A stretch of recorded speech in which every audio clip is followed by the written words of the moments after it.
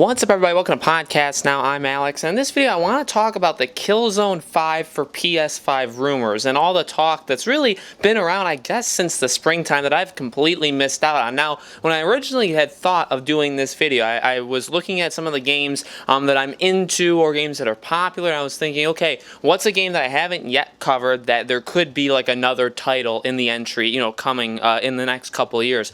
And I thought about Killzone, and I looked and I was like, all right, well, is anybody talking about this? Is this a thing that there's any even merit behind making a video? And again, I kind of thought this on my own, thought, is it possible that we could get a Killzone? Look it up, and like I said in the beginning of this video, turns out there's been a lot of talk about a Killzone. The next Killzone, I guess Killzone 5 technically, but Shadowfall really didn't have a number attached to it. So another Killzone game for the PlayStation 5. And, I didn't necessarily need to make this video, when I was thinking about it, because I thought that it would kind of just be a fun thing that, like, well, if Guerrilla Games was ever done entirely with Horizon Zero Dawn, then they can go back and they can make Killzone or whatever. But the more and more I looked at it, there's significant rumors that they are hiring to make a game that's very, very heavily focused on multiplayer, a game that they have only had Horizon and Killzone. So kind of leads you to believe that they're doing a Killzone. Now, I don't know how this works internally. I've seen nothing about the fact that,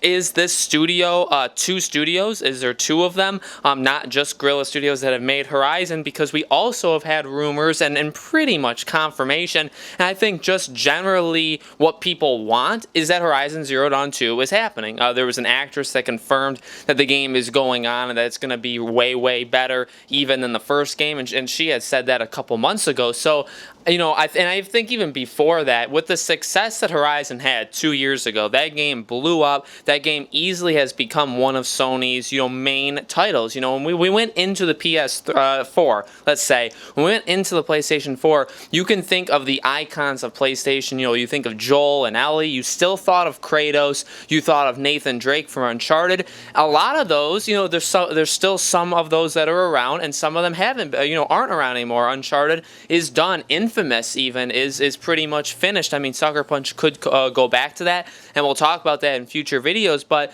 there's a lot of games that are kind of synonymous with PlayStation, and whether or not they continue Uncharted, you don't think, maybe they're not going to have Nathan Drake in it, so Nathan Drake would be taken out. But now that we're going to the PS5, some of those are the same. We still think of Kratos. Now I think we think of Atreus as well, attached to Kratos, but we also think of Aloy, and she's a fantastic character. I think she's a really, really strong character, and Horizon Zero Dawn in general is an example like Days Gone, but I think better than Days Gone, in that the first game was very good, had a lot of very positive things in it, just a lot of mechanics, a lot of basic ideas that worked really, really well. I think the groundwork is laid for an incredible, incredible sequel. Days Gone, I think, had a lot of promise to it. I think they can fulfill those promises in future games if they're given the chance to, but Horizon did both. Horizon, I think, has the future that is just kind of limitless. I think they can really make some amazing games, and Horizon Zero Dawn, just by itself, the base game,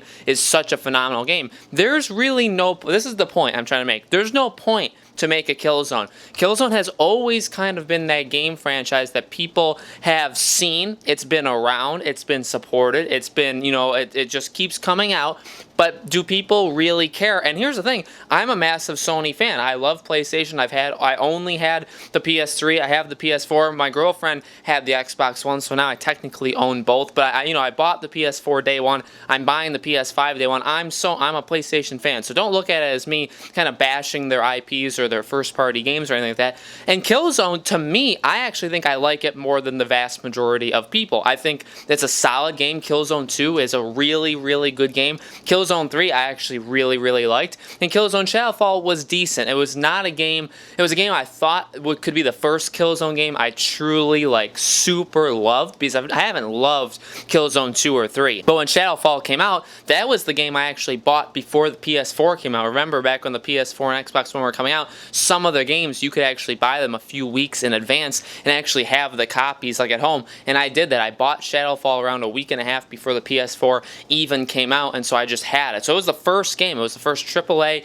disc-based game I bought for the PlayStation 4. So I like Killzone. And, I didn't love that game. I think the graphics at the time with that engine, with the environment, with the rain, and so many different things, the Killzones have always looked amazing. They've always looked amazing. But past the look, past what they do with the engine and that, it's not the greatest game in the world. It's a decent shooter. I am part of the group that has always been more of supportive of the Resistance franchise. I think in terms of the exclusive shooters, first-person shooters that Sony has, which it's great to be able to say you actually have those too. I mean, not every exclusive has those kind of things, but Resistance, I think, takes the cake. I think Resistance looks amazing, or at least did back in the day. I think it's got such a killer story. I think the multiplayer is very, very solid, and Killzone is just different. It's got a way different feel. It's got that heavier feel, kind of Gears of War Z, they're kind of matched to that, but obviously way, way different. But Killzone has always been a thing where I feel like less people like it. I think more people like Resistance than Killzone, or respect it, but way less people bought Resistance. Nobody bought Resistance. That's why that game franchise is done. Whereas Killzone continued to sell. Killzone always did well, and to their credit, Killzone is the reason we have Horizon Zero Dawn. Because if those games didn't do good, who knows what Sony would have done with that studio. They were given the chance. They obviously brought in a ton of new people to make Horizon. They brought in writers of other open world games, people that worked with the Fallout games, people that worked in that kind of genre, and they made a very, very solid game. So again, after Horizon came out and the success of Horizon, I think it was just kind of assumed that Horizon Zero Dawn 2 was going to happen. I've been talking about the second game as if it's just a guarantee. I've been talking about it as I truly believe that could be a game that we get as a launch game next fall on the PS5. I think out of all of the exclusive games, all the exclusive PlayStation titles that we've seen over the last couple of years, all their new and old IPs, I think if there's one game that they could have for the launch day, literally PS5 comes out, and within that day or maybe even week, the one game I think that could do it is Horizon Zero Dawn 2, and I think that's the game that they're planning on doing, and I think that's the game that they're trying to get out as close to the release of the next generation as they possibly could. Ghost of Tsushima, a game like that, or The Last of Us, are games that are have been pushed kind of to become games that are coming out right at the tail end of the PS4, their swan song, but that's a little bit different. So hearing that Killzone 5 definitely does seem to be picking up steam, that's really interesting to me, because it's like, how is that going to work? Are people going to support it? Because I think, and how does Guerrilla do this? Do they actually? I think the first question is, do they have two studios? Do they have two groups of people working on these games? Because I don't want a Killzone slowing down Horizon. I like Killzone. I will support Killzone. I will buy Killzone. I will do that. As long as it's not complete garbage, I will probably buy the next Killzone game day one, because I am a fan. I'm going to support most exclusive games to the PlayStation. That's just what I'm going to do. But if you're going to slow down Horizon, if making a Killzone 5 and a Horizon Zero Dawn 2 kind of at the same time and trying to have both of them come out, let's say, within the first 2 years of the PS5, but if doing that slows down Horizon, where it can't be a launch day, week, even month game for the PS5, I'm not in support of that. I like Killzone. I think it will be a solid game, but I really would be worried about how that would work internally. Now, maybe because of the success of Horizon, it sold extremely, extremely well in terms of an exclusive.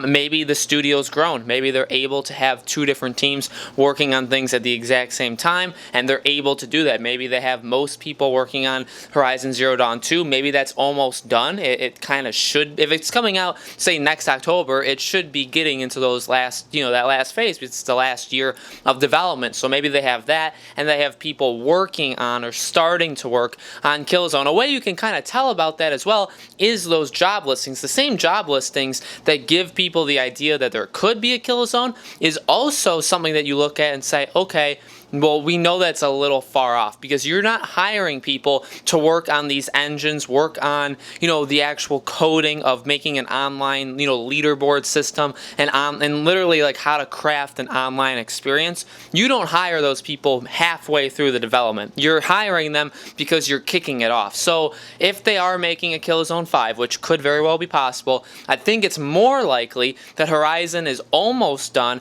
and they're starting to work on Killzone. they're hiring people. They maybe have the idea for the story. They maybe have all that stuff figured out, but now they need to hire the people to actually make the game. And because Horizon is so different, you know, if they've lost people over these last couple years, if they've shifted people around, people that made Killzone Shadowfall, maybe they're not even there anymore. The people that, especially the people that made the multiplayer for Killzone Shadowfall, you didn't need them for Horizon because there was really no, you know, multiplayer aspect to Horizon. But now you would need another multiplayer kind of team, people that know how to do that kind of stuff. So in order to do that, you would need to hire people back, right? Maybe not the same people, but you need to hire people. So I think that's where we're at. We're at a hiring phase of Killzone 5. We're not at a, you know, it's already been development 2 years. It's going to be Horizon. And if their plan overall is to kind of do what maybe Naughty Dog does, where they have their main game, or they have the game at the moment, but they also have a team, a small team,